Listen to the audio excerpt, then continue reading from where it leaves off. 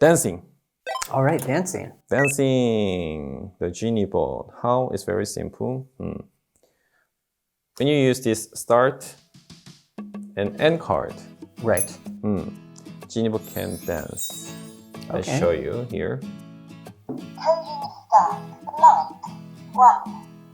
Counting end. Oh, Yes. A little bit, yeah. But twisting. But you also can use this direction command card.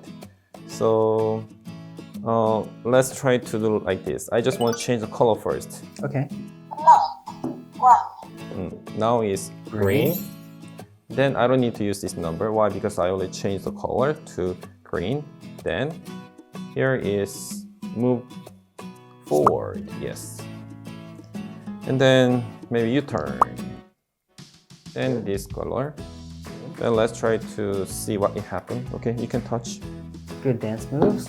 Counting start. Move forward. U-turn. Light. Counting end. And then U-turn and twist. Yes. Good. So this one is dancing with the light card. And next card.